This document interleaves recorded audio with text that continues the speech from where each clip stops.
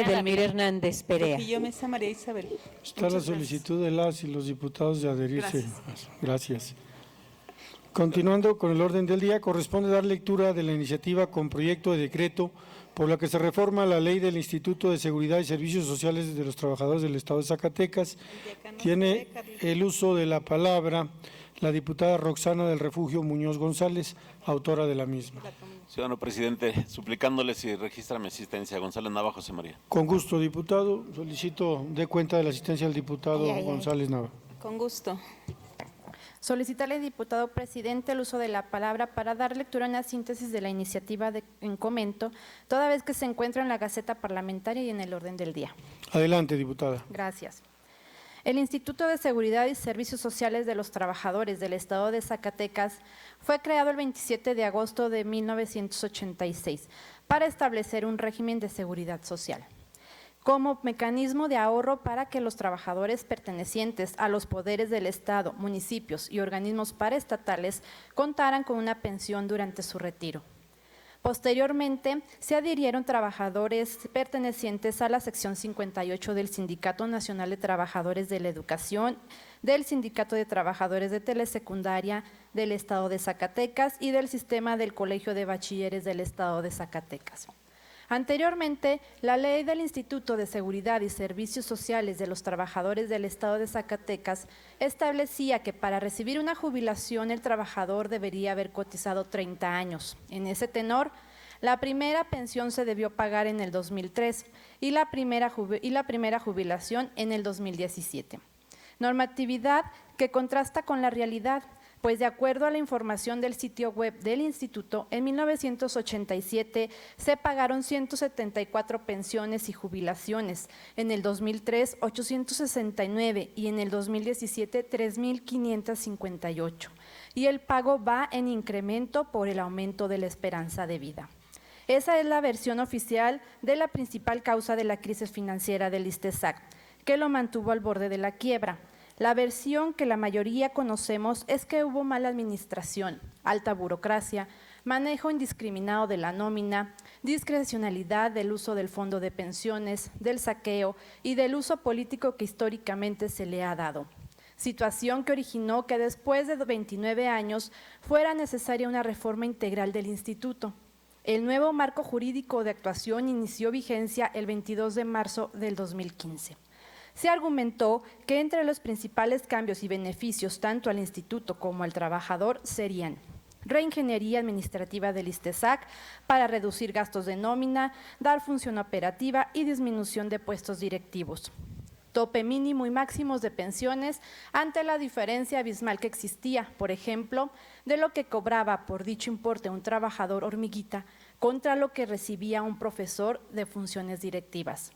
Préstamos hipotecarios para adquisición de automóviles y express sin avales con tasas competitivas, un marco más rígido de acción a la junta directiva, la pensión por vejez, toda vez que anteriormente solo se tenía acceso a ella quienes habían cotizado durante 30 años, pensión por invalidez proveniente de un riesgo de trabajo, jubilación anticipada, el aumento de la rentabilidad de las áreas comerciales y de servicios, cobro inmediato a los deudores del ISTESAC.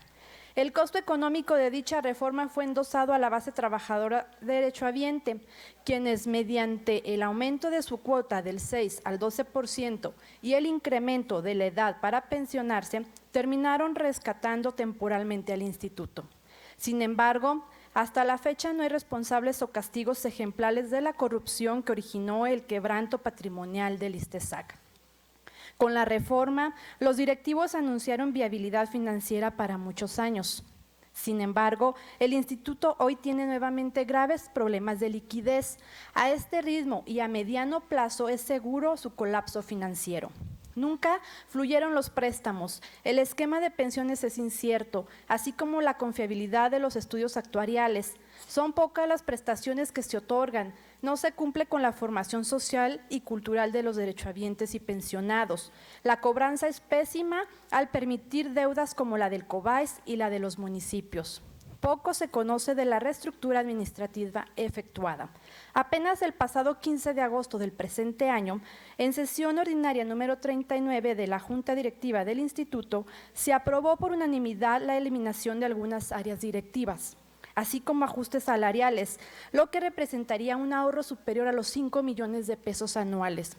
Todos los ahorros generados a la fecha y lo obtenido por la venta de activos deben de aplicarse al fideicomiso Fondo de Pensiones e incrementar el porcentaje a un 40% para garantizar el pago oportuno de las obligaciones con los pensionados y jubilados. El Instituto de los Trabajadores en la entidad no cumple adecuadamente con los objetivos para el cual fue creado. Hasta hoy brinda seguridad al trabajador al momento de jubilarse o pensionarse, pero no brinda servicios sociales, salvo préstamos a una tasa poco competitiva, y los servicios de las áreas empresariales tienen alto costo respecto a otros similares. La Junta Directiva del Instituto insiste en convertir su reserva técnica en líquida, a efecto de dar viabilidad financiera hasta el 2030. El problema es que vender la totalidad implica vender las áreas comerciales y dejar en el desamparo a cientos de trabajadores, situación que no debemos permitir. La ley vigente puso un tope en el monto de las pensiones, pues anteriormente el trabajador recibía el beneficio en base al último sueldo recibido, situación que permitió que unos días antes se incrementaran sueldos de manera indiscriminada y se terminó pagando pensiones y jubilaciones exorbitantes que contrastaban de manera abismal con la de un trabajador hormiguita u operativo. El artículo 4, fracción 19 de la ley del ISTESAC establece que el sueldo básico de cotización es la remuneración que recibe el trabajador derechohabiente por su trabajo, integrada con el sueldo, el sobresueldo y la compensación, previstos en el tabulador de sueldos o salarios, aprobado en el presupuesto de egresos del ente público en el cual preste sus servicios, incluyéndose cualquiera otra prestación que el trabajador derechohabiente percibiere con motivo de su trabajo. Para los trabajadores de los poderes del Estado, solo cotizan con el concepto 1, es decir, con el puro sueldo, excluyendo el sobresueldo y la compensación, situación que originan pensiones y jubilaciones menores de 10,000 pesos. Estos trabajadores representan el 40% de derechohabientes y apenas reciben el 15% del monto total erogado por dichos conceptos. Para el 2019, la categoría más alta o tope, TCE1, de los trabajadores de los poderes del Estado es de 8,325 pesos mensuales. Actualmente, el sueldo regulador y tope máximo de las pensiones es de 25 salarios mínimos mensuales. En el 2015, al momento de la reforma, representaban 50,502 pesos, el incremento que ha tenido el salario mínimo de ese año hasta el 2019. Ha sido aproximadamente del 54%. Este año el tope máximo mensual de una pensión representa 77,808.80 pesos, situación que beneficia a muy pocos trabajadores con mayor sueldo, como maestros o puestos directivos, lo que impacta en las finanzas del instituto y sigue afectando a los trabajadores que menos ganan. La diferencia en las pensiones sigue siendo abismal, por lo que se requiere un nuevo parámetro justo, incluso considerar otra unidad de medida, toda vez que en los últimos años el aumento al salario mínimo ha aumentado considerablemente como valor de referencia como sueldo regulador. Una queja constante del trabajador derechohabiente y que ha originado inconformidad e incluso varias manifestaciones en el edificio principal del instituto es la falta de préstamos. Desde el 2016 no hay suficiente recurso, no hay ventanilla abierta para trámite y son muy tardados en aprobarse, sin contar que tiene tasa de interés poco preferencial al trabajador. Por tal motivo, la presente iniciativa con proyecto de decreto tiene a fin reformar varias disposiciones de la Ley del Instituto de Seguridad y Servicios Sociales de los Trabajadores del Estado de Zacatecas, para que se destine una partida anual base del 10% del fideicomiso Fondo de Pensiones, para que aumenten y se agilicen, además de que los ingresos obtenidos por los intereses del préstamo deben capitalizar al instituto. Es cuanto, diputado presidente. Gracias, señora diputada.